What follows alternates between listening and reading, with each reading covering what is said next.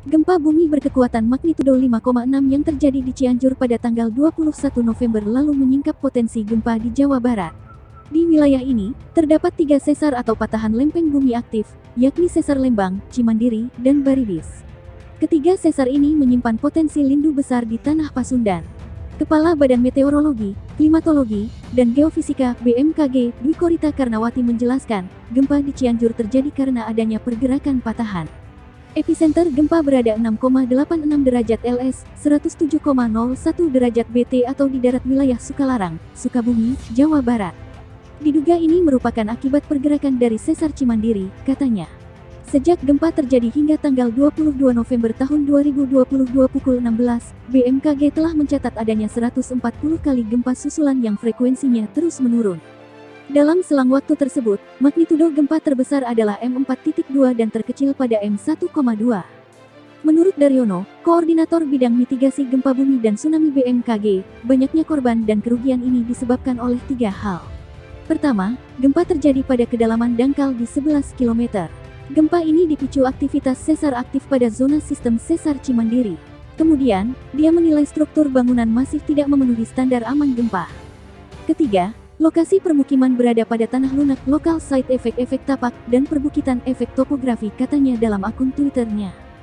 Menurut buku Mengenal Sesar Gempa di Sekitar Jakarta seri 1 terbitan Tempo, Jawa Barat memiliki 3 sesar aktif, yakni Sesar Lembang, Cimandiri, dan Baribis. Berdasarkan penelitian tim Fakultas Teknik Geologi Universitas Padjadjaran 2017 lalu, Sesar Cimandiri merupakan sesar tua yang terbentuk saat proses orogenesa tahap 2, yaitu pada waktu akhir Eosen Tengah. Sesar ini membentang sepanjang 70 km dan bisa dibagi 2 berdasarkan orientasi jalur sesarnya. Pertama, Sesar Cimandiri segmen barat bergerak ke arah barat-timur dan membentang dari Pelabuhan Ratu hingga perbukitan Walar. Kedua, Sesar Cimandiri segmen timur yang bergerak ke arah timur Laut Barat Daya, membentang dari perbatasan Sukabumi Cianjur hingga Gunung Tangkuban Perahu di Bandung Utara. Sementara itu, riset yang dilakukan Geoteknologi LIPI kini bagian dari BRIN, membagi Sesar Cimandiri atas 5 segmen. Pertama, segmen Pelabuhan Ratu Citarik, kemudian Citarik Cadas Malang, dan Cicerem Sirampo. Dilanjutkan dengan segmen Sirampo Pangleseran, dan Pangleseran Cibeber.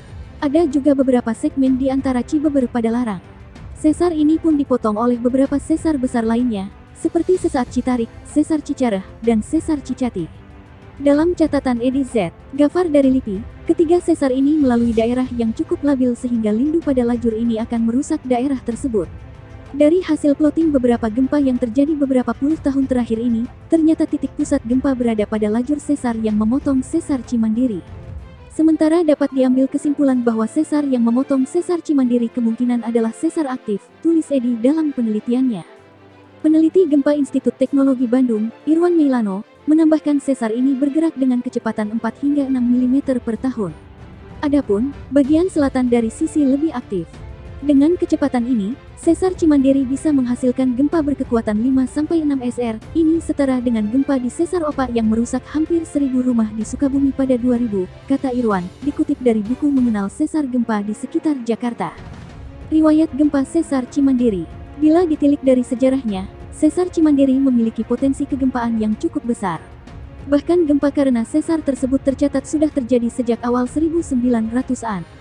Mulai dari gempa Pelabuhan Ratu pada 1900, gempa Padalarang 1910, dan gempa Conggeang 1948.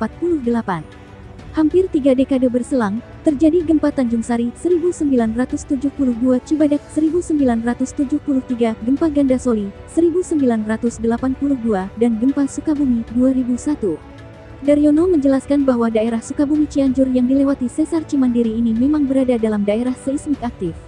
Gempa pertama yang tercatat di daerah ini pun sudah terjadi sejak 1844.